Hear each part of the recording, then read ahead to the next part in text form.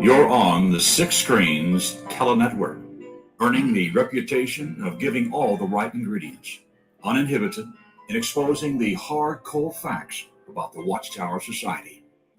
And now, in Disney. Well, hello everyone. We really appreciate your presence tonight. We have some really good programs lined up for you tonight here on the Six Screens. We have Anne Marie. She's a former Jehovah's Witness. She's coming in from Northern California, and she's got a program called Touched by the Tentacles of the Watchtower. And she's on here with us now. Hello, Anne Marie. Hello, my brother Rick. How are you doing today, and how was your Thanksgiving? Well, you know, you kind of remind me of a girl I used to know back in elementary school. She used to talk just like that. Yeah, just like that. She was always happy and excited, just like you, Anne Marie. So anyways, well, we talked a little bit before the program. So this is the holiday season. We just came through Thanksgiving. We got Christmas coming up. There is a lot of Jehovah's Witnesses who, and also ex-Jehovah's Witnesses who have a funny feeling this time of year. So what do you want to touch on concerning that? Well, you know, around this time of year, I'm always thinking of Thanksgiving. We had Thanksgiving at my granddaughter's, who was never raised in the Watchtower organization, thank God, and she's so much smarter than I ever was. And my daughter, who was raised in the organization, was there, and she was sad and depressed because as a child, she never got to have that. And then, of course, certain Watchtower members are conspicuously missing from the family unit.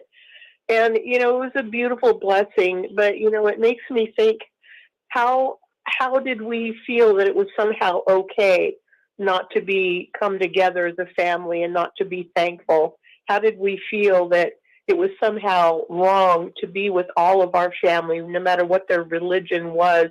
How was it that we allowed a religion, an organization, to be so tyrannical, so controlling as to make us feel guilty for wanting to come together like normal people as a family to reflect on our blessings? And our blessings included, most informally, our family.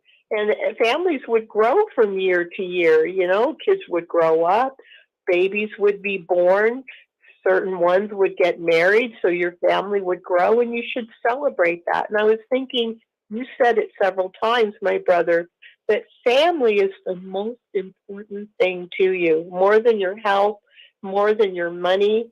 It's your family. It's knowing you belong. It's knowing that you matter, that you have a support system, that you're loved, and that your loved ones are close to you and care about you. And the Watchtower did everything from the get-go to take that away from you and to use that family as somehow a threat against you, that if you ever left them or stopped serving them, you would lose your family. And, you know, family is all about coming together and loving one another. That's your safe place. That's your safe place in this whole world. And that makes me think of it, Thanksgiving, and that makes me think of it every time when I reflect. And my children were reflecting on how hard their childhood was and how mean their mother was. And my great-grandson was talking to my son, and he said, were you really mean, Grandma? Were you mean?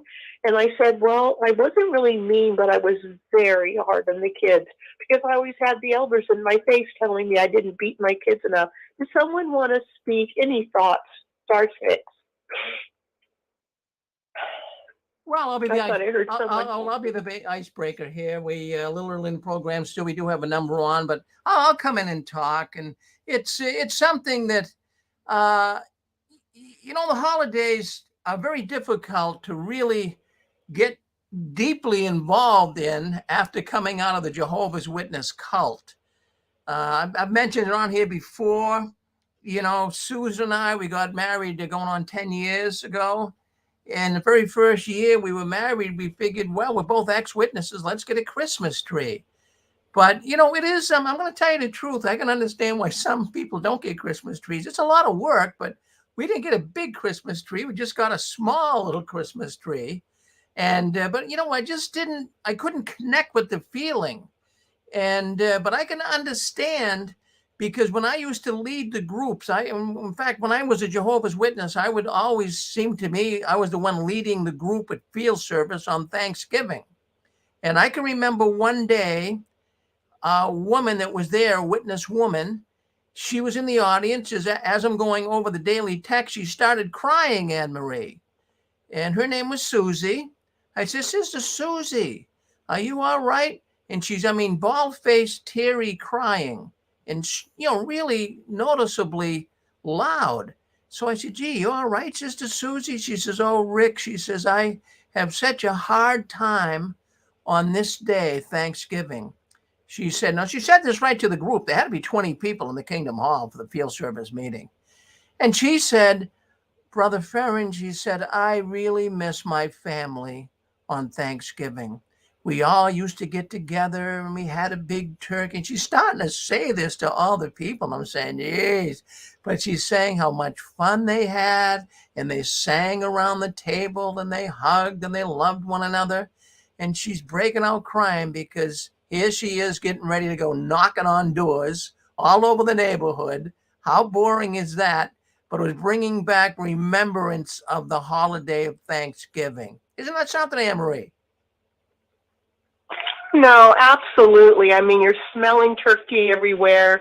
You can see the steamed up windows. And when you come up to the door, usually the windows have curtains drawn because they're sharing their joy. And you see happy, smiling faces, and you hear laughter, and you see people hugging one another.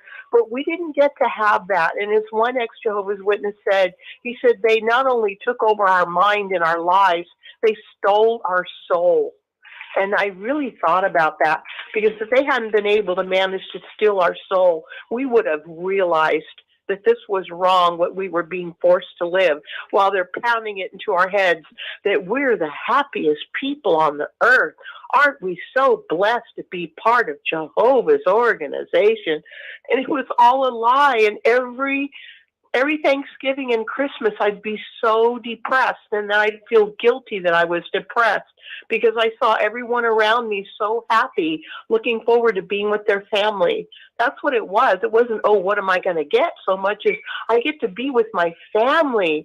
My cousins are coming for Christmas. I haven't seen them in so long. I'm going to get to see my grandma. Oh, I can't wait to cook with her. We're going to make Christmas cookies. It's a tradition. We were robbed of all of that. So I was just wondering if anybody has any memories. Maybe they got to celebrate Thanksgiving or Christmas with their family before they came in to the Watchtower. Maybe they have memories, or maybe their parents shared memories of what they had before they came to the Watchtower and believed that it was the truth. And what tyranny we accepted, all in the name of being fooled, believing it was God's organization, as if God wanted us to be miserable. Any thoughts, anyone? Star 6? Oh, I hate when that happens. I don't know about you guys, but I never got to celebrate anything with my family. The last Christmas I remember having, we were very poor. My mom was single. We lived in a little tiny cottage on Bethel Island, if you can imagine that. Little tiny cottage, but it was so quaint and so cozy. And my mom had Christmas music playing on her little transistor radio, and we got to listen to the news where they were tracking Santa Claus. And my mom always made everything so special, and our stockings were hung. And she made, a special plate of walnuts and Christmas candy. On Christmas Eve, we had all the lights off except for candles, listening to the carols on the radio, and every once in a while the newscaster would break in with reports on where Santa was spotted. It was so special, so warm and cozy and very happy. We were so happy. I was 5 years old, and that was the last time we had Christmas, 1960. It's a shame. Watchtower took everything. Anyone want to share anything? Any thoughts, feelings, comments? Come on, you guys. I know you have stories. I always share mine. Rick always shares his. Hi, Anne Marie. Well, hello. Hi, I was just Um, sharing. One of the hardest things. I was a so-called worldly person before I became a witness. So I remember celebrating, but I was in my teens. I didn't become a witness until I was 19 years old, and I studied for about 3 years prior to that. So I was starting to break away at a real important time in a young person's life to decide how they want to serve, you know, stage their lives, what they want to do. But one thing that I always had to do on Thanksgiving, which was hard, was to go door to door and smell that turkey cooking. And it would just release all kinds of memories. And I would have much rather been home cooking a turkey than going from door to door in a crummy Chicago, because in November it's not that great out. Rainy, damp, cold, frosty day. You're out there in the ministry rather than being at home, cooking your own turkey. So that was kind of hard because the smell of turkey really is Thanksgiving. it really is. And didn't you, I don't know about you, but didn't you always feel like you were on the outside looking in to a world that you didn't have the right to be part of? Everybody's happy and together and relaxed and in their own warm home full of love and cheer and laughing and sharing memories and what's gone on the year before. And everybody's in their little family group, whether it's small or large. But that smell of the traditional turkey and stuffing and pies cooking, it was all a world that we didn't have the right to be part of. And if we wanted to be part of, somehow we had to feel guilty about it. Like we were the blessed ones, even though we were sad, miserable. We had to push ourselves to do what we were told we were supposed to do in order to be a real witness of Jehovah. Ugh, it was The awful. family that I came from wasn't all that close. So, we got together on the holidays, but it was more of a chore more than, something to look forward to. And there was a lot of complaints, rumblings going on underneath. But it was nice to, be able to, we never prayed or said what we gave thanks for, which I think you should do now is if you do celebrate Thanksgiving, you should really say what you're thankful for during the year. Because even if you have a hard year, it can't be all bad. So the family I came from wasn't that close. So it was more the meal, getting together and, eating the meal. That was more of the thing that was emphasized. And so, as Rick mentioned, when we were not witnesses anymore, we said, we can celebrate Thanksgiving any way we want, Christmas any way we want. But if you didn't really have that close of a relationship before Christmas, you're not going to have it afterwards. And if you're not involved with family members before, you're not going to be with family members after. And I really didn't have any family members to go back to. So sometimes when you leave Jehovah's Witnesses, that was your family. So it's really hard, especially during this holiday time, because you haven't really established a holiday routine, and you haven't really, you've never had one to begin with. So you don't have a family to go back to. So it's hard. It's a hard time. It's a confusing time. Well, I can imagine it's very, very hard for you. But even if we were not in Watchtower when we were younger and maybe we didn't have the great Thanksgiving, at least the thing that bothers me is that Watchtower took away our choice.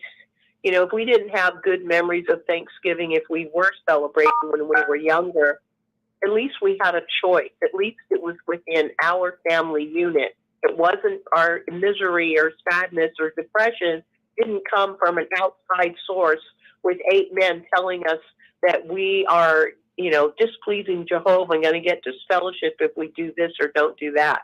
It's the control and the rights, the personal rights to make our own choices that they took away from us.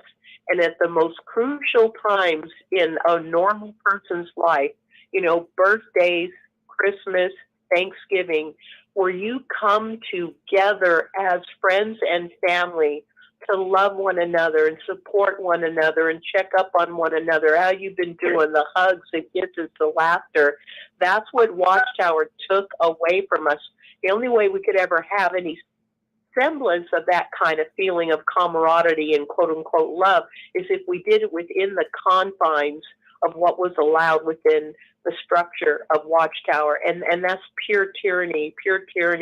And maybe I didn't have all that when I was young, but I do have it, and I'm grateful for it. We do have a very beautiful Thanksgiving every year. We go to my granddaughter's house, and I get to see my kids and my grandkids and my great grandkids. And you know, my granddaughter's father is full-blooded Chippewa Indian, and he takes his culture very seriously.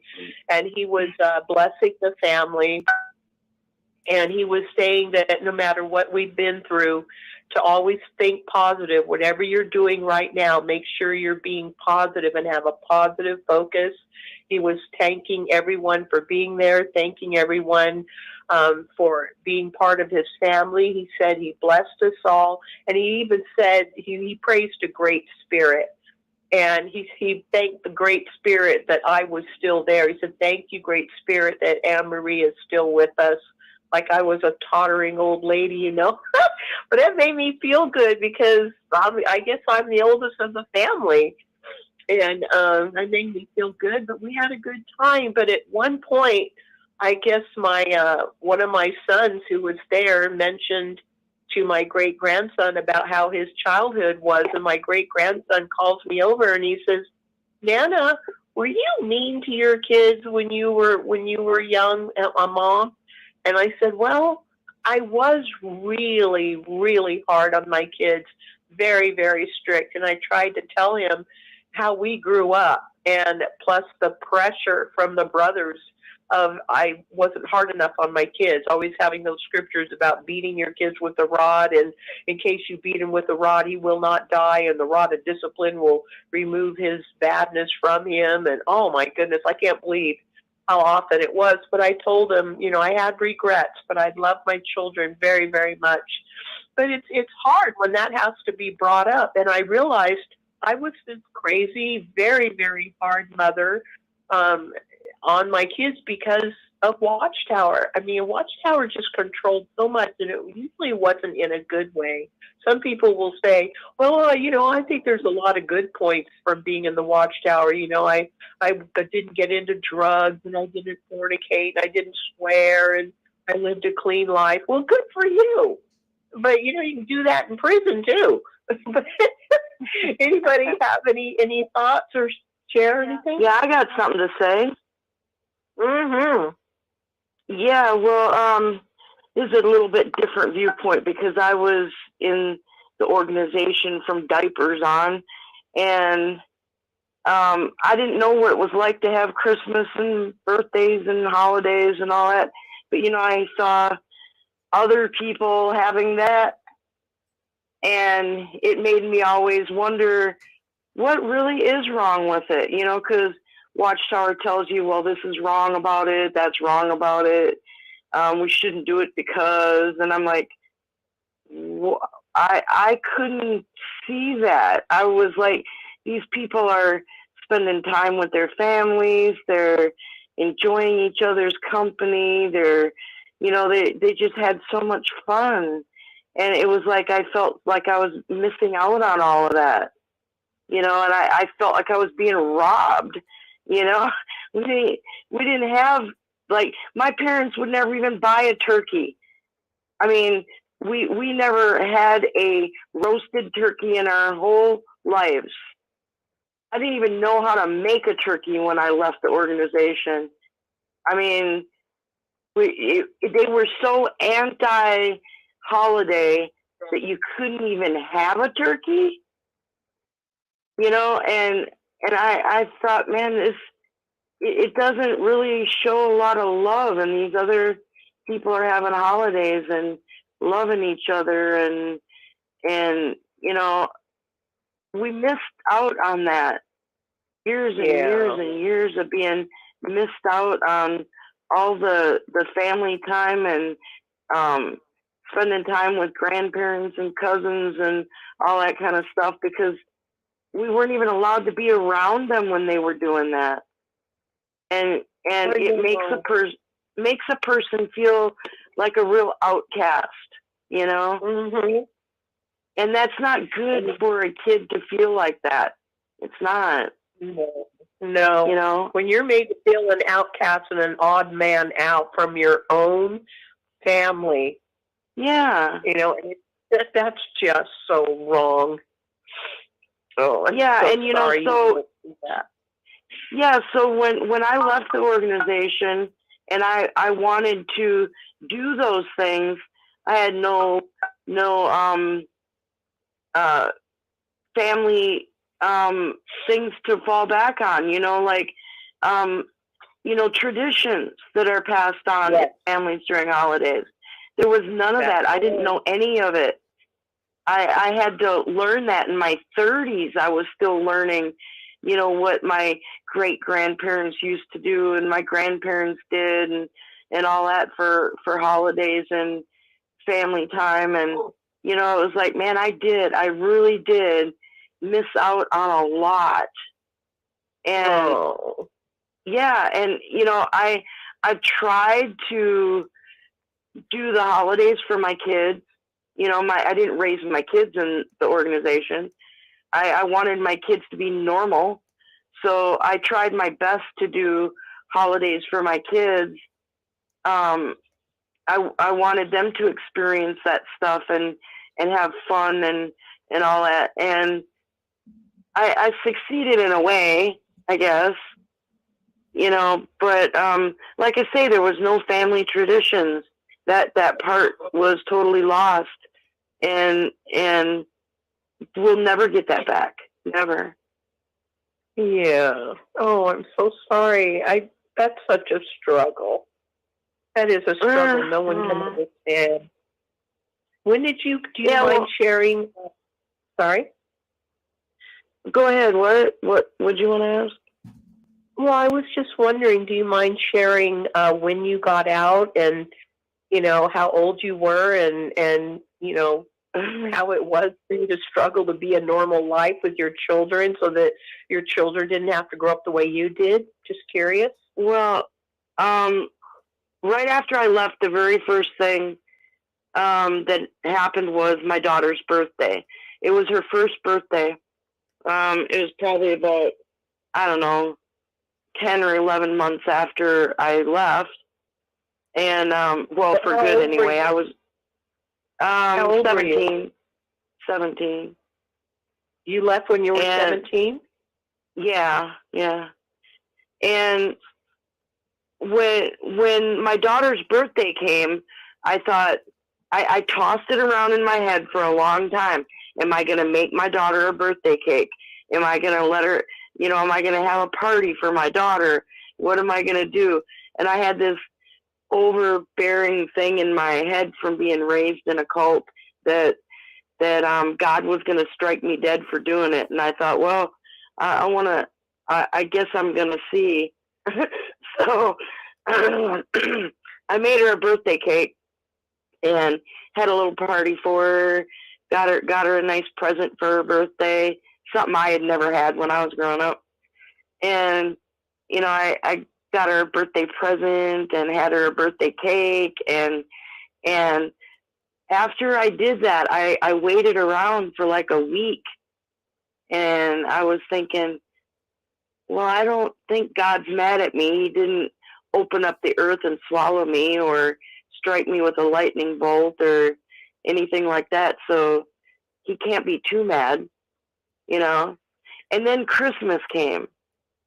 And I was like, oh boy, you know, I was nervous, you know, but I wanted my kids to be normal, right? So I kept doing this for my kids. And always for my kids, you know, because I had gone so many years without it. It didn't matter to me, really, you know, but I wanted to do all that stuff for my kids. I had birthday parties for them. Easter came around, and I knew that part of Easter was hiding Easter eggs, right, and making the kids search for Easter eggs. So before they woke up in the morning, I'd go around and I'd hide Easter eggs and silver dollars. and I knew how many eggs and how many dollars were out there, and I would send them out there. I didn't even know I was supposed to go with them, but I'd send them out in the yard and see what they could find, and when they came back, they said, well, we found this and that, and I'd say, no, there's got to be more out there, and I'd send them out there again till they found everything, but I didn't even know how to do that stuff. Thanksgivings were like, I had to ask people. I had to ask people that were, usually had Thanksgiving, well, what kind of food do you usually make? What goes with a turkey? I knew a turkey was involved, but I didn't know what you're supposed to have with it. And it was like, a lot of people would ask me, well, how come you don't know this stuff? And I was like, well, I was raised under a rock. I wasn't around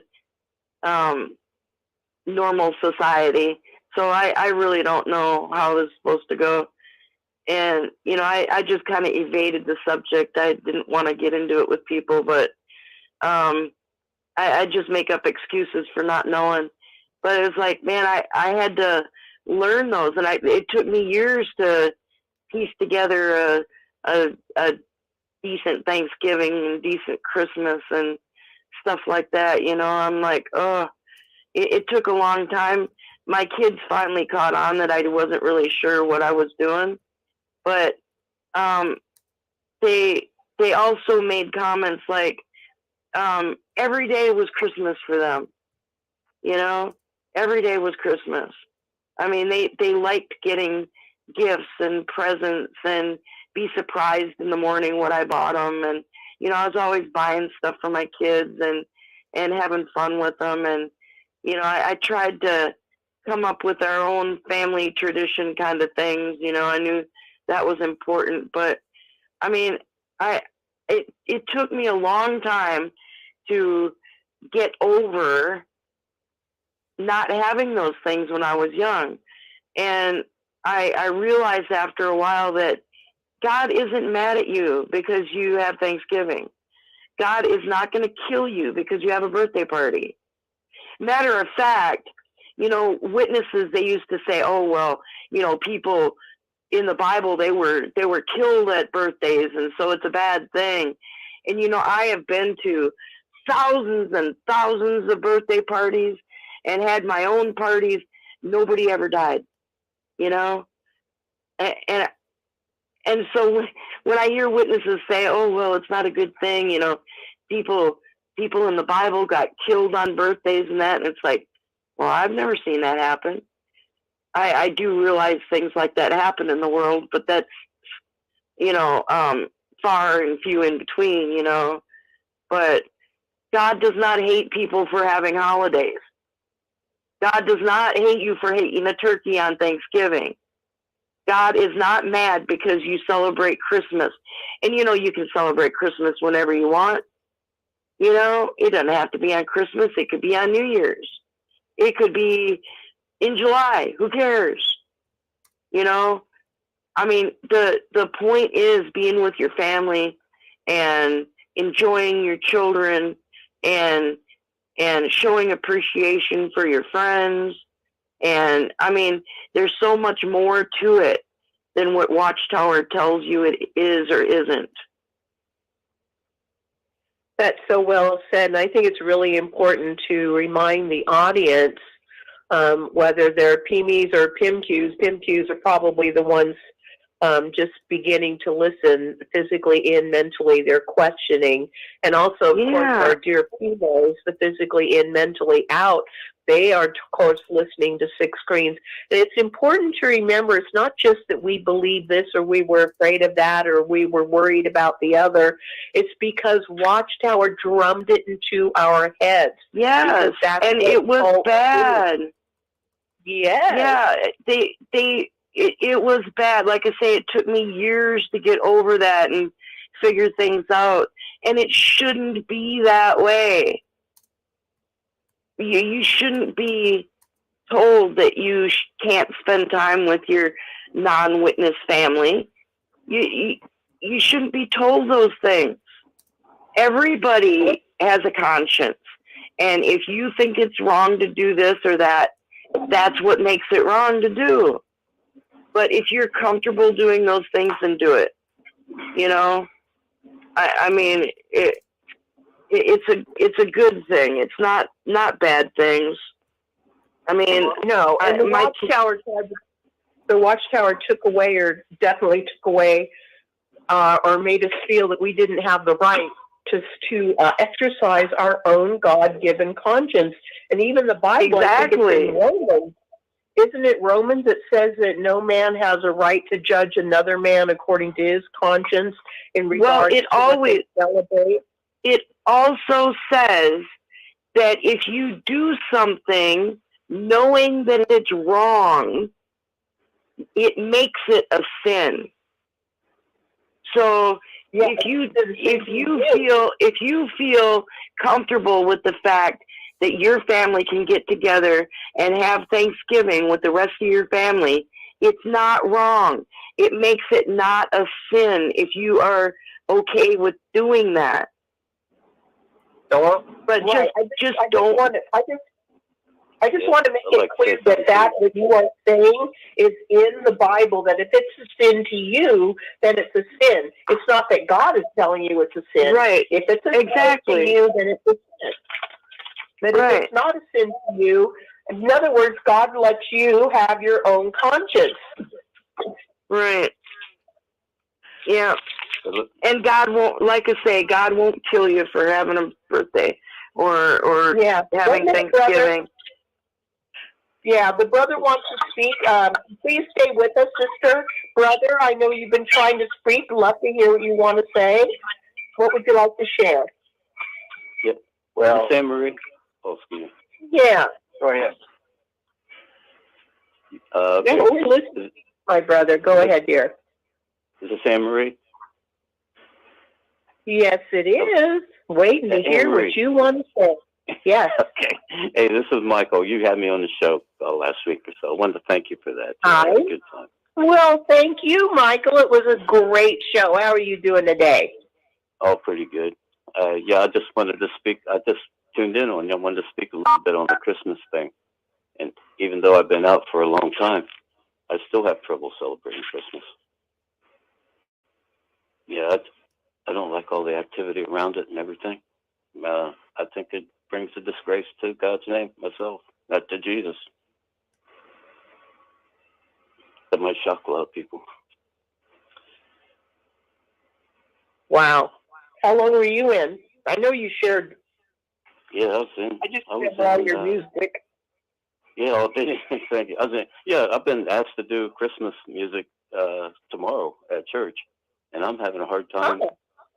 I'm just having a hard time going and doing it. I mean, really. So, yeah, I was in 30 years. That's hard to wrap my head around. Yeah. Oh, my goodness. Do you celebrate Christmas yourself? I mean, how do you feel about that, Anne-Marie? Oh, God. At first, I felt guilty, and I asked Jehovah, I know it's supposed to be wrong, but in my heart and in my spirit, this is what I want, and I'm not going to lie, and I'm not going to pretend I don't. I'm just going to be honest before the Lord. But, I came to realize when I found the scripture in Romans, and I can't remember where it is, but it basically says, if it's a sin to you, if it bothers your conscience, it's a sin. If it's not a sin to you, then it's not a sin. We have to remember that Christ is the end of the law, and we are free in Christ. And everybody can say, well, this is from that, and that's pagan, and this has this origin, and whatever. You know what? This is today, and this is how I do it. And this is how I feel comfortable and happy and blessed. So I no longer in any way feel guilty. In fact, now I feel thankful, absolutely thankful. And it's a wonderful feeling to be free and thankful and to be at peace. That's my personal thing. But I wasn't in 30 years. I was in for most of my life, got out at 15, and then unfortunately went back. And I went full tilt boogie back, like a crazy Nazi Jehovah's Witness back. I was bad. I was like a robot. Yeah. Well, I don't. Can I join? Yeah. For me, as a born-in, it's hard for me to have a good time, period. There you Can I go, join? Pixie. What was that, brother? Go ahead, brother. I'd like to join the conversation. My name is Well, Jeff. you're joining, honey. Go ahead. Well, doesn't the scripture say that one of the greatest light shows when Jesus was born was the angels appearing to the shepherds? That's how Jehovah celebrated the birth of his son. Well, you know what? That makes sense. That is a good point. Hark the angels sing. Yeah, but That's we right. start this whole thing on a lie. I mean, you're saying Jesus was born December 25th. That's impossible. No, I'm not saying he's. That's what the world says. Okay. I never said. Yeah, we know. We know that the date is. Christmas. We know that. It's not about the date. I'm talking about the birth. I'm talking about the birth of the son. Okay. So the angels celebrated. Okay.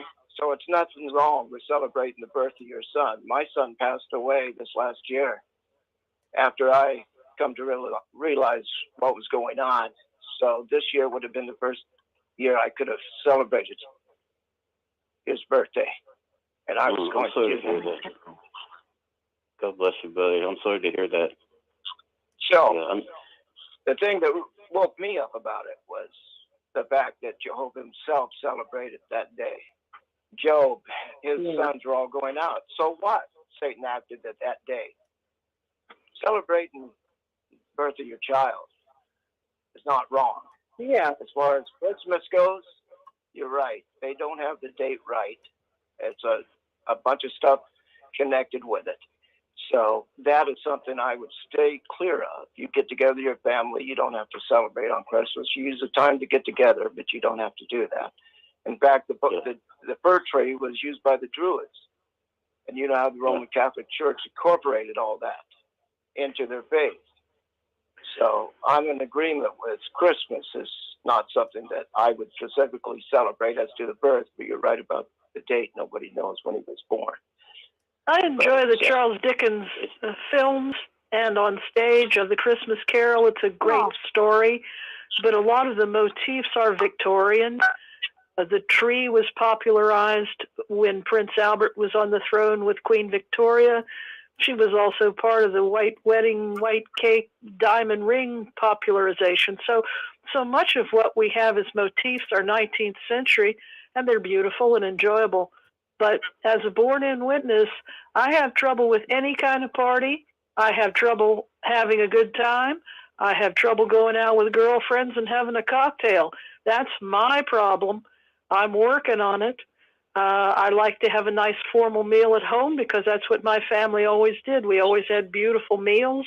We always had beautiful china, even though we didn't have dinners of certain dates and other motifs. So I've had a beautiful life, but it's real hard for me to feel the same thing that my neighbors are probably feeling. Well, me too. I agree with you. Me three. But the point is, we should have Jehovah's mind on it, not the world, and not the societies. You don't get out of a religion like that and do things that are not based on fact and the push of the world behind it. That's something you should still stay away from. But having a good time and being good about it, there's nothing wrong with that. Jehovah wants us to do that. But he celebrated his own son's birth. Yeah, I agree with you on that, brother. It's just the attitude of the world that I personally don't like, the way they commercialize Christmas and put Jesus actually to the back. I don't go along with that. And it's hard for me to go to church tomorrow and do the music and everything. I feel real uncomfortable. I'm just telling you my honest feelings. I'm a straightforward guy. That's scriptural. You want to make sure of all things. That's what the scripture says. But the point is that, the world is celebrating it. You don't want to step out of this religion that you've discovered the policies about and step into another that promotes things that are not based in fact. And so that's where a person has to make their own decision. But spending time celebrating the birth of your child when you want on his day, Jehovah God doesn't see anything wrong with that, or he would never have done that in the first place with his son. So That's right. And we all have our opinions. You know, we've come from a very tyrannical, very controlling cult, and we are going to have many different opinions and feelings about different things. But the thing is, now we are free to go by our own conscience, what feels comfortable for you, and that's fine. But we always hope that our conscience does not make us feel that we have the right to judge others because they're doing things that we don't feel comfortable doing. We are not only free to follow our conscience, but we are free to allow others to follow their conscience. We are free to respect their right to follow their conscience because we are all free in Christ. The scriptures tell us this. And the thing is, it's the joy, it's the peace, it's the principle. It's not about the flesh and straining out the gnat and gulping down the camel. We are not here to judge one another or to say, well, this is tied up with that paganism, or this represents Saturn, or this is from this pagan, celebration before Christ, whatever. A lot of things have evolved. And the Christians, the early Christians who came to America to settle here, who wanted to have pure worship, really struggled with a lot. And they all came from different backgrounds. And when I was trying to learn about the history of Christmas in the Christian faith, and I learned that when they were going through the terrible, brutal, freezing cold winters that were so dark and so brutal and so lonely and depressing, and so many people got sick, so many people were, apt to die because it was brutal. And a lot of them were depressed because they had nothing to look forward to. And they came together, and little by little, the elders said, well, why can't we just come and take the best of this tradition and that tradition? Because they all came from different backgrounds and traditions. And, they came up with the Yule log and the mistletoe and the Christmas tree, which represented eternal life, the evergreen, and the lights that represented the light of the Lord, the light of truth, and the presents. And, and it gave them something to look forward to. It gave them a sense of happy. It was never, oh, we don't care if it's pagan, we just want to have fun. No, they came from a place of, what can we take from these different traditions of other people who don't serve God and kind of make it our own? So things have evolved. And yes, commercialism is heavily involved in Christmas, but that's okay. We live in a world where people have to survive. Companies have to survive. And there are, a lot of people who rush to get this and rush to get that. But in their heart, it's because they want to have the gifts for their children, their mother, their husband. So I think as long as we're not judging others and doing what we feel is right in our conscience, I say go for it because, didn't the Watchtower take enough away from us? Well, that's true. But at the same time, I feel like he's very spiritual. And if he's playing music for some people tomorrow, with the economy being what it is, maybe that free show is going to be the highlight of their year, and it'll get them through the year, through December on into the spring. It can be hard times right now. If someone could go to a free concert with some nice music, that might really uplift some people that don't have the money to do the commercialism part. Man, thank you so much for saying that. I feel better right now. You. I'm getting excited about that. Thank you so much. This is a pastor. I want to go. Linda James. Can I make a comment? You don't leave Jehovah or Jesus. So you still want to keep their mind on things. As much as you can. Was Linda trying to speak? Yes, hi. I think Linda was trying to speak. Yes, hi. So, hi, sister. Along with you, Anne Marie, you were talking about back when these pagan traditions got united with Christianity. It was actually Christianity trying to get close to pagans to actually kind of recruit them. Let's all get along kind of thing. So they brought them in knowing that it would help them unite instead of being so us and them. And so things have pagan roots, and that's true. What also has pagan roots is our wedding rings, the names of the days of the week, the names of each month every month. But the organization did not tell us to not wear wedding rings, nor did it tell us to not say Monday, Tuesday, Wednesday, nor September, October, November. And they have pagan roots as well. But this is the stickler, darling. Neckties have pagan roots, okay? So they seem to be wearing their neckties, So I truly believe that. Do you remember the origin of neckties? I know they were like really bad. Right. It was associated with something back then when they first started wearing them, kind of like some uniform, I believe. But I believe that reason that they've given us is kind of a diversion, and I believe the true reason why they've told us not to gather with family and friends on the holidays is so that it would help continue to isolate us from our worldly family and friends. So I think it's more of a reason to isolate it than to keep us away from something with pagan roots. I think that's a lame excuse that they gave us. So, no, Linda, thank you for saying it. That the main reason while they're spouting, oh, this is pagan and that's pagan. If we want to be Jehovah, we have to be in pure worship. Boo, boo. But I think you hit the nail on the head. Tell the truth, Liz. You always do, Linda.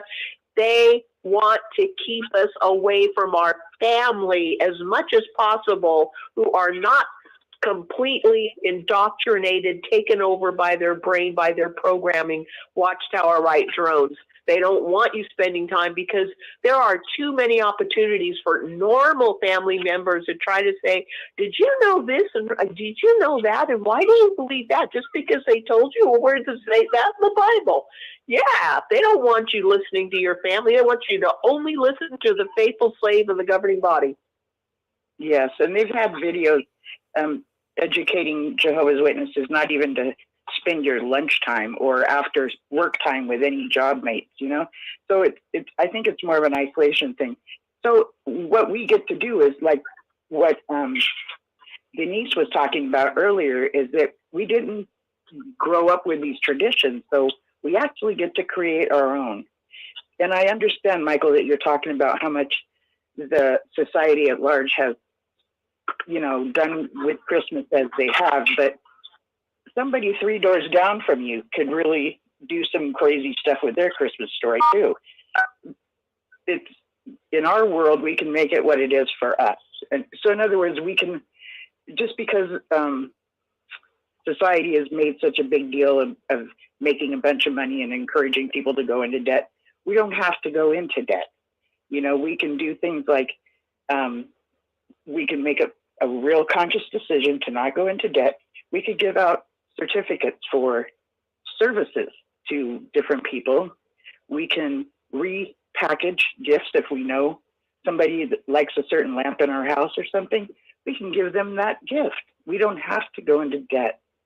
There's stores that are the dollar stores and $5 store. We can just put aside a budget and not go past it. Or we can do things like make handmade gifts. So we really don't have to go into debt. And it's truly a human's attempt to imitate the gift that Jesus was able to give to us. And we can't match that.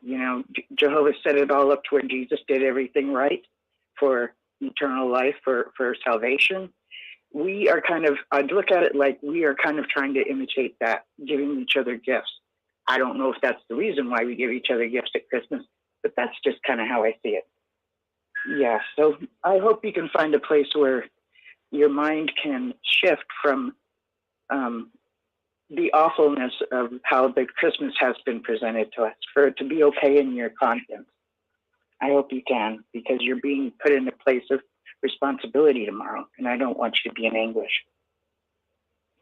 Hello? Hello? Hi. Yes, hello. Good afternoon. Hi, Linda. This is David. Hi. Hi, Stephen. I feel your pain. No, it's David. Oh, David, hi. Yeah. Anne Marie, are you still here? I feel you guys' pain. You know, when I have Christmas at my house, my wife doesn't want to be no association with it. She doesn't want to have a turkey dinner or a ham dinner or anything of that sort. So to the audience, David, you are a husband of a practicing Jehovah's Witness, and you are an ally of those of us that are ex-Jehovah's Witnesses. You're one of our allies. You yourself have never been a Jehovah's Witness, so you're giving us the perspective of what it's like to be, you know, an unbeliever that never has been in the organization, right? Exactly. And Okay, I've seen it for 35 years. The first 5 years of our marriage, my wife and her brothers and sisters all celebrated Christmas when their parents weren't down here. Really? They migrated from in the New York area down here. And the first 5 years that their parents weren't around with them, they celebrated Christmas. And then after we got married, she celebrated Christmas with my family and my friends. And then right after she got baptized, she became a Nazi hater.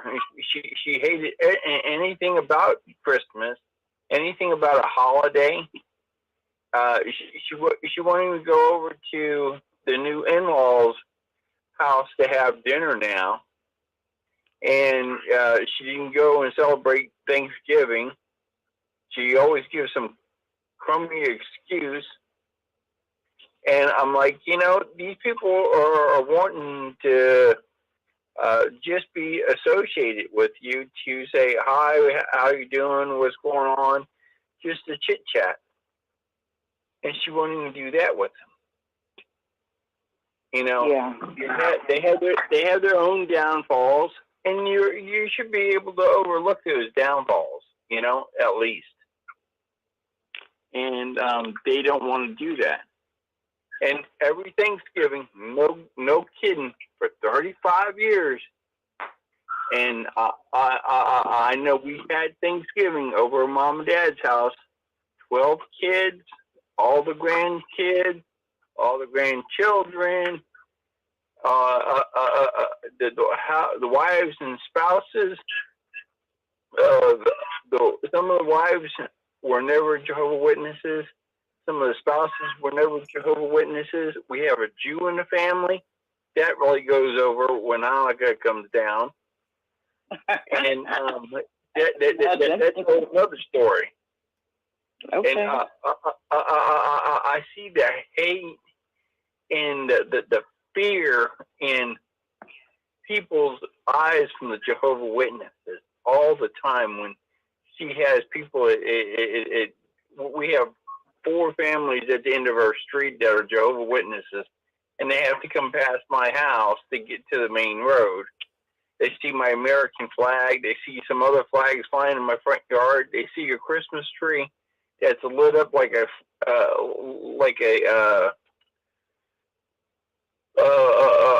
fire truck going down the road, and they have to pass it. And they all look at my wife and ask, "Why does he have this in the front yard?" Hello, good afternoon. But that's the way. Anne Marie, are you still there? Anne Marie? I'm right here. Yes, hello. Oh, good. This is Just Andrew. want to make sure. Okay, I'm going to mute now. Okay. Bye-bye. Belinda, thank you so much for your insanely wonderful comments. Right on the money. Go ahead, sir. Yes, how are you? Can you hear me well? We hear you very well, dear. What's on your mind? Excellent. So a lot in my mind. I'm 25 years old, exited the Watchtower, and I think it's time we ask some deeper questions. Who really controls Watchtower? If Watchtower That's is a good one. business, if Watchtower is a business, we must understand that it's not run by the 7 propagandists that we see on the broadcast. Because I don't think they have the ability to run a business. I think their job is to be what Goebbels did for Hitler, and that is to run the propaganda and to get the flock in line. Now, there is a whole side of this that we must not forget, and this is the business side. We know that they have a board in Pennsylvania. So who controls that board? Is that board made of Jehovah's Witnesses, or is that board made of businessmen who are able to run the machinery? I think it's time we ask ourselves and we accept the possibility that the 7 guys who run the propaganda may simply be doing their jobs. And their jobs is to run the propaganda. We also must be open to the idea that Watchtower must have government support. Watchtower, it's a great tool to send people to other countries, to run missions for the CIA, for the FBI. And who would suspect on God's people? Nobody. We must understand that the government is not going to take them down because the government needs organizations and groups. Dude. Back the boat up. Yes, the government is going to take them down. Okay? Maybe. That's a myth, dude. The government is trying to take them down. Yeah. They are. I really hope because I can see things that you can't see. You understand me? I've been up to Congress. I've been in Congress library. I've been in other places across up there in Washington, D.C., dude. I know what's going on. They are starting to take them down. So, brother, did you want to continue after David's comments? Yes, it's no problem. I hope that the government does, but I have very low expectations. I think that the government moves when they feel the pressure of the people. But if it were from themselves, they're all in the same den of thieves where one hand feeds the other. Watchtower needs tax breaks.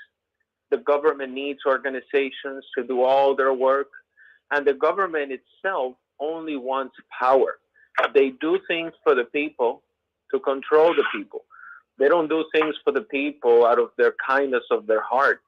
So my only point that I think I would like to stress with the new generation of people, I'm only 25 myself, but I think it's time that we look at this as a business, that we look at this as a cold-hearted business where the only goal is to use the Jehovah's Witness member for their money, for their time, and for their effort as unpaid slaves. There is no goodness in this organization because the ultimate goal is to use them. And they will continue to use them, and they will not apologize because it is a person's choice to be used. So could the government take them down? Of course they could. But it would only be if we continue to fight and we continue to expose them and we continue to tell even the people that are in there, do not give them your money because your money is going to a business. So I think that sometimes we can look up at the teachings, and all their teachings are as far away from the Bible as possible. Their teachings are there to cover for a business. And I think the only way that we can continue to push is if we think about it like that this is a business. There's nothing good out of this. And if they could get away with more, if they could get away with making the witnesses pay a monthly installment. If they could get away with more, they would. They only get away with what they can. But these people are cold, and sometimes I've heard comments where some individuals have said that the governing body themselves may be deluded. But I think that's also ridding them of the responsibility that is rightfully theirs. It's their responsibility to know. Each time they do the broadcast, they know they are lying. And that is not something that we should rid them with. We should put on them the entire responsibility of all the lives they have stolen and continue to steal. So I think that we should never, ever take away the responsibility of these men by thinking they are deluded. Instead of deluded, they are criminal masterminds. And that's my opinion. And I agree. I want to say Jeffrey Jackson admitted that. He said he has no control over this organization during the Australian Commission. And you're right, 100%. I agree.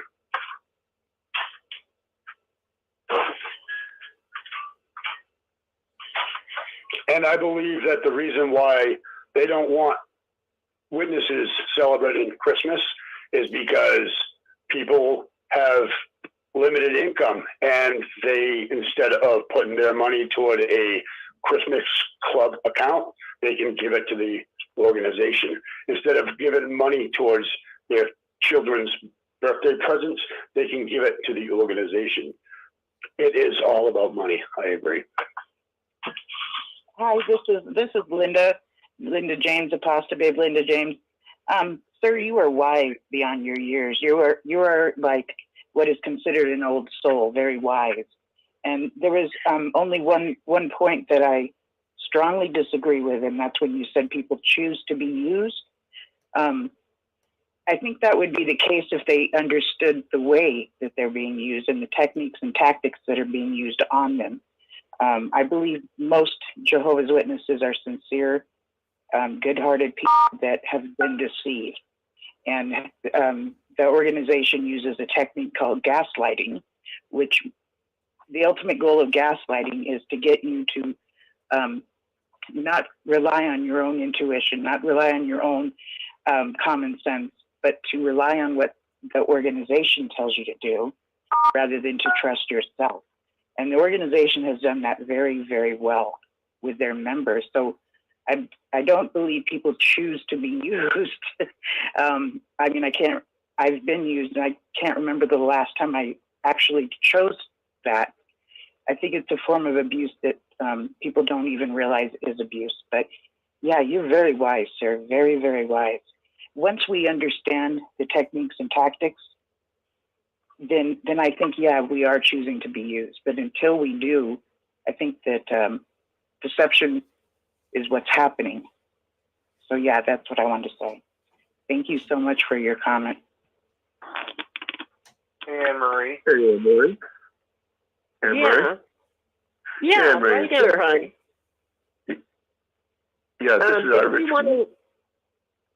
Hi, Dick. I just wanted to know if the gentleman that Linda was speaking to, if he would like to comment or respond to what Linda said, and then you go ahead, Dick. Okay, can we ask him if he would like to respond? Yeah. Brother, would you like to respond to what Linda was saying to you? If not, Dick Borgie will continue with his comment. Okay, Yeah, go ahead, Dick. I guess he's not going to talk. Sure. It's my understanding that C.T. Russell sold stock in the Jehovah's Witness organization. So the millions of dollars that are actually billions that they take in, a big portion of it, it's again my understanding that it has gone to stockholders. And it's my guess that they're Satanists and they realize that everything that comes out of the Watchtower is a lie, and the father of the lie is Satan the devil. So I would say that those who are collecting big paychecks from the Jehovah's Witnesses, labor and donations and so forth, are Satanists, and they are people that once held stock in the Watchtower sold by C.T. Russell. Thank you. Yeah, I understand that there were originally 500 shares of stock, and the stockholders who continue to hold stock, from what I understand, are not quote unquote Jehovah's Witnesses, because a lot of people need to understand this entire Watchtower Bible and Tract Society and all the different corporations that they're split into. It is a business, a very complicated tapestry business. They're all into investments, making lots of money on investments, and often those investments are things that they're making a lot of money on. But if you were involved in any of it, for instance, the Lucky Strike or Philip Morris Tobacco Company, or the Boeing and other companies that make bombers and bomber planes and bombs. We couldn't be a police officer, but they can make money off of war machines and medical stuff. I mean, they have an entire investment section in Bethel, and it's all about how can we make more money and how much stock can we have here and there. That's not counting their incredible real estate holdings. I mean, how many apartment buildings and office buildings and private mansions do you need to have? You know, how many Kingdom Halls do you need to sell? And how many people can you continue to fool by telling them that, oh, Jehovah is speeding up the work while you're selling Kingdom Halls right and left? I mean, just think of this, just branch offices. Just take the subject of branch offices. In 2009, there were 118 branch offices worldwide in Watchtower. In 2 years, in 2011, there were only 98. Just in 2 years, 20 branches were closed down. Most of them, I'm just going to assume, were sold, because it's all about the money. And that's not counting the branch offices that were closed before 2009 or after 2011. And then you have assembly halls. So many assembly halls, almost all built volunteer labor, and the Watchtower closing them down and selling them off. But the Kingdom Halls overall have been selling and sell. It's like a freaking flea market yard sale for Kingdom Halls. And at the same time, again, telling the rank and file, oh, we're consolidating, we're making best use of the resources Jehovah gives us. Oh, Jehovah is speeding up the work, and we want to be obedient and follow the lead of the faithful slave, because that's what Jesus is working with, and we want to continue to have Jehovah's blessing by following Jesus' leadership of the, Jehovah's organization. It always comes down to do what Jehovah's organization, aka Watchtower organization, tells you. Be obedient, be humble, don't question, stay loyal, do what you're told, believe what you're told, and then you'll be a good guy, and maybe God won't kill you at Armageddon. It's a mess. Anne Marie. Yes, sir. Hey, it's Chad. I was just wanting to let you know the scripture you were thinking about earlier was Romans chapter 14, where it was talking about not violating your conscience. Yeah, and also, oh, Chad, thank you. Yeah, and also it's found in Colossians chapter 2. So I just thought I'd let you know that. Well, you helped me, and you helped a lot of listeners, because I know that the scripture is there, and I really want to thank you, Chad, for taking the time to look that up for me. Because, really, I always wondered, even when I was a believing Watchtowerite, I used to feel so strangled. Like I couldn't do anything I felt impelled to do. I wanted to dance. I wanted to sing. I wanted to write. I wanted to act. I wanted to teach.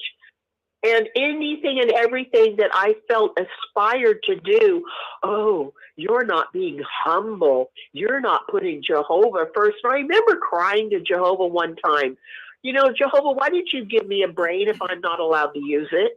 Why did you give me gifts if I'm not allowed to pursue them? Why did you give me aspire, to sing and to do this? I wanted to sing in I used to sing in a band. But, I had to make a choice. I had to leave the band, and I had to serve Jehovah. And it's like, Why? Why do you give me the aspirations? Why don't you just make me a robot? If you want me to be a performing robot who doesn't do anything wrong, why did you make me a free-spirited, free-thinking, individual? But I have to fit this mold of a drone. And then I'm somehow always in trouble, and I'm going to probably die at Armageddon because I can't fit into this mold. It didn't make sense to me, and I don't believe that was ever God's will for us. I think He gave us each individuality, and I have seen too many scriptures that equate freedom with Jesus and freedom with following Jesus. In Watchtower, all they do is take it away. And this is the one scripture I always want everyone to read, especially if you're a PIMQ, if you're physically in Watchtower, but mentally you're starting to question, you're really concerned about things that bother you, and you don't know what to do, what to think, and you're feeling guilty and scared. This one scripture helped me. 2 Corinthians 3:17 in the New World Translation says, verbatim, "Now Jehovah is the Spirit, and where the Spirit of Jehovah is, there is freedom." That is verbatim. 2 Corinthians 3:17, New World Translation. If you think about what that scripture is saying, Jehovah is the Spirit, and where the Spirit of Jehovah is, that's Holy Spirit, there is freedom. Well, since there is no freedom in Watchtower, then it's very clear by the evidence that Jehovah's Spirit is in no way in connection with Watchtower.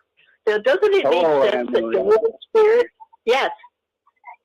Yeah, this is Jeff. I'm sorry, ma'am. I didn't mean to interrupt you, but yeah, also they have stock in Philip Morris Cigarette Company.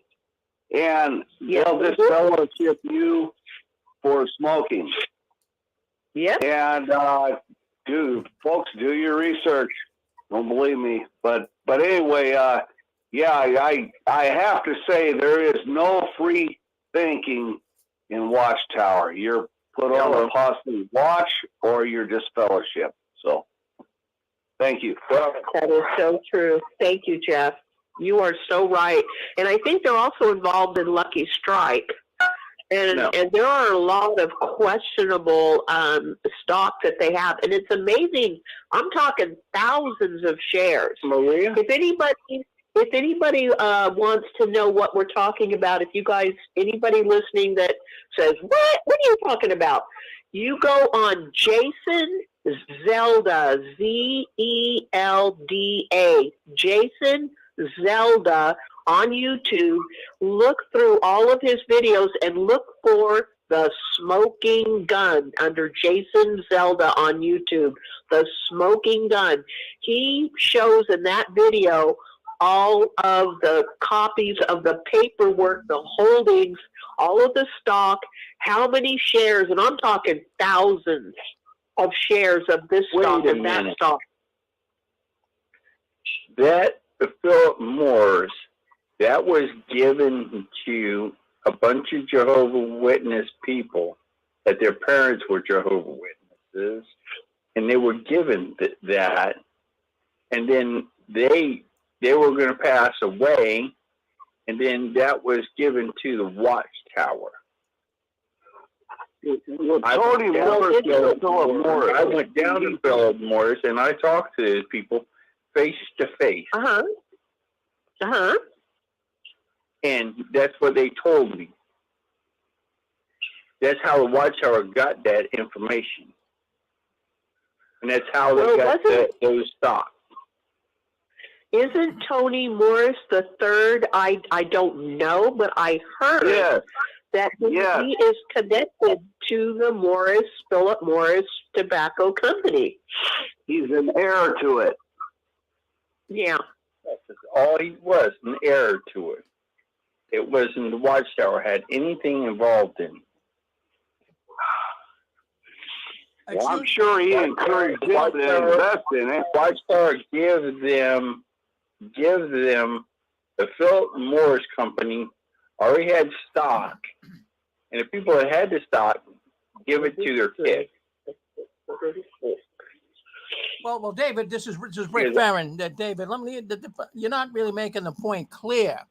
The Watchtower should have not taken the stock or immediately sold the stock, which they didn't. So the Watchtower held stock. So whether it was given to by the kids in a trust or whatever it was, it's something the Watchtower would disfellowship a person for smoking, but yet at the same time, why would they own stock in a company? I don't care if it was given to them or they bought it. It was theirs. It was given to the kids that were in the Watchtower. Right, but you don't have the whole story. You really have to look through the tax. I looked through David. I've looked through the tax records 10 times. The owner of that stock is the Watchtower Bible and Tract Society, and that's it. It doesn't name the kids. It was the Margaret Riley Trust that was left to the Watchtower. They own it. Whether it was the kids that gave it to them or however they got it, doesn't matter. Okay, whatever. It's been shut down. Okay. No, I just don't want the people to think it's a phony baloney story. It's not. They're involved in so many things. Like Anne-Marie said, go to Jason Zelda's smoking gun video. You'll see it right there. You'll see it right there. Yeah, I think it's great that you're bringing out the point of the utter hypocrisy.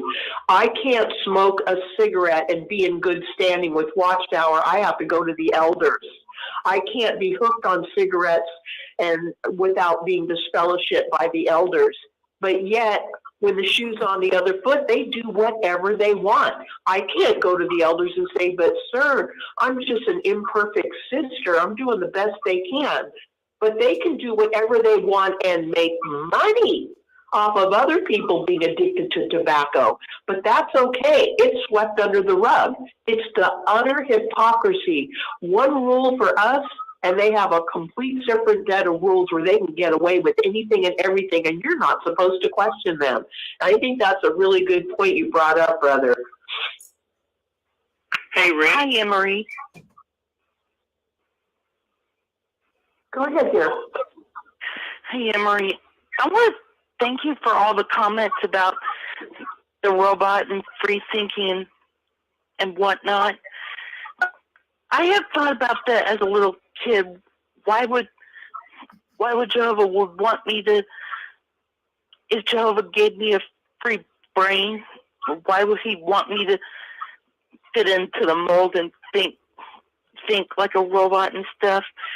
I have some thoughts about that. Thank you, Anne-Marie. And being a young teenager, I would often get corrected a lot for like touching women's butts, and mostly the homeschool moms and stuff. And I often feel very bad about that. I would often show like news report videos and arrests by my parents to try to teach me about what would happen if I continue on with those things. I have had thoughts of suicide because I felt like I've done something really awful that merited being put in prison and being in jail for that. I want to thank you for that, Anne-Marie. I want to thank you for pointing out the double standards and stuff. Thank you for. Okay, guy, that's good. Go ahead. Hello? Can you hear me? Sweetheart. Oh, yeah. Anne-Marie, a friend of mine, he went into the hospital to have surgery, and he was a Jehovah's Witness. And his nurse was a Jehovah's Witness. Long story short, he had a blood transfusion, and she turned him into the elders. Now, isn't that he got disassociated? Isn't that illegal for a Jehovah's Witness nurse to hypocritical oath or something like that. Could she lose her nursing license? Yes, technically it is against the oath. It is against the law. But, this is where they always have an excuse. We must obey God rather than men.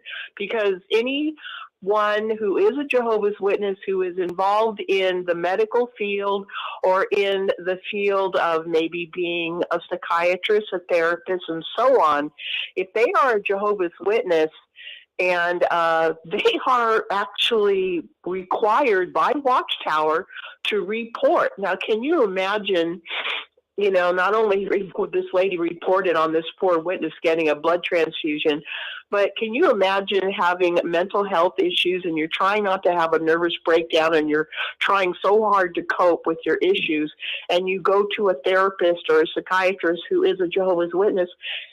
Everything you say will be reported to the elders. Isn't that nice? That is crazy. It's just when they're so fanatical about it. She didn't think twice about running to the elders on her. I mean, at least she could have talked to him first. Well, I have to go to the elders. She just went right to the elders, and then they came to his hospital room and they told him that he would be no longer one of the. They asked him, did he feel sorry for it? And he said, no, he was wanting to save his life. And they said, well, we're going to have to make an announcement at the hall, that you're no longer one of Jehovah's Witnesses because you're not showing repentance. So they made an announcement that, he was out. So he's sorry. It's disgusting. He's very upset about it, But do you think he should? I'm sorry. Do you think he should take that nurse to court? I would, because legally she broke the law. Now, I'm sure in her mind, because she obviously is a thoroughly indoctrinated Watchtowerite who believes that, he committed a sin against Jehovah, I have to report him to the elders. She did what she was taught to do. But still, what she did was illegal, and I certainly hope that he does realize he needs to report her and pursue prosecution for what she did. Hey, Anne-Marie, I guess we're coming up on the news here, so why don't you take 2 more minutes and we'll wrap the program up. Thank you, my brother. Anyone have any last thoughts or comments they would like to share so that Rick can go to Watchtower World News, JW World News, *6.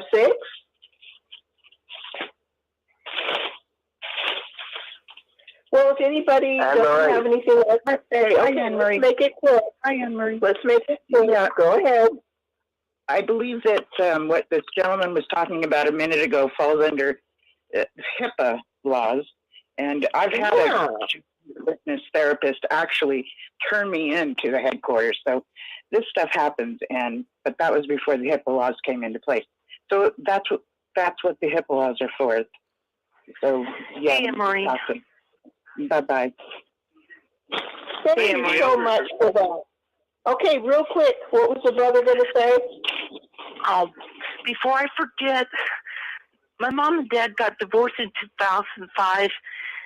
It was reported, and you read some why, that my dad had dinner with a coworker, and the witness family reported it to my mom, not just my mom, but to the elders. And I still live in fear because they view that as I couldn't even go out and do anything of fear of getting reported on by the elders. Yeah, that's pretty bad, and I'm sorry about that, guy. Listen, we're going to have to wrap it up. It was a wonderful show. I want to thank all of you for your participation. Anyone have a last thing to say real quick? Anne-Marie? I can't think of anything else. Thank you. Randy, go ahead. Randy, why don't you come in? Bring Randy in. I just wanted to just real quick on the subject y'all were talking earlier about when Rick mentioned about the cigarette company. They should have sold their stock. Well, maybe it's kind of forgotten, but I remember that we were taught how the magic practicing people had all those books and everything, and when they learned the truth, they burned them. They didn't sell them, and we were taught if we had anything, we should burn them. We shouldn't sell them, try to make money off of it. And so I really, do remember that. yeah, if they went by their own rules, they would. Yeah, if they went by their own rules, they shouldn't have been trying to profit off of it even at that. But the other thing too about that one, that going after the nurse, I wouldn't just go after the nurse. Each one of the body elders in the judicial committee was discussing his medical. That's why they disfellowship him. That gives him grounds. I would think he needed to check with a lawyer, but I would think to go after the elders too for discussing his medical condition. We'll definitely start with the nurse and, like you said, get a lawyer. Okay, thank you everyone for coming in. Thank you, Apostle Babe and Randy and everyone else, Dix, Pixie, and Randy and everyone else who came in. And we need to go to JW World News. It was a great show. Thank you all for your participation. I really enjoyed all your guys' comments. Rick? Yeah, well, very good, Anne-Marie. We had a lot of people coming in tonight. Unusual, but I see it every year as it starts getting colder. More and more people come into the 6 screens. Well, we have got a program coming up next, JW World News.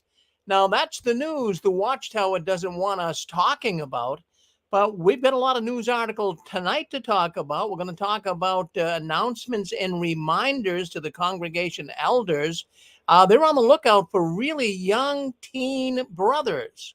Really not even teenagers yet. They want to get brothers now very young to do the work in the Kingdom Hall. So this is something new. We'll be talking about that tonight. We'll also be talking about they got the go-ahead up in Ramapo, New York.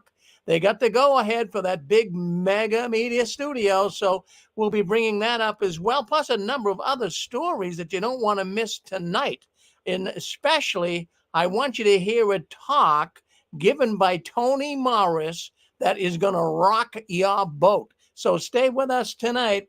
Now, if you're listening in right now on YouTube, we disconnect this program and come back to YouTube here and stay with us because we'll be back on in about 2 minutes. And then at 9:32, I just wanted to say you don't want to miss Barbara Anderson coming on live. She has her own program here on the 6 screens. And her program is called Barbara Anderson, Watchtower Researcher Tells All. So what you going to be telling us tonight? She's going to be telling us some things tonight you've never heard before. She's going to share it with us. She'll be on for an hour and a half. She'll be taking some questions. She's going to be talking about Raymond Franz, the governing body member that left the Watchtower. He didn't agree with them. Going to be talking about him and about the book and some other things. So by all means, join us at 9:30. And then around 11 o'clock, we have your favorite apostate. That, of course, is Linda James, Apostle Babe.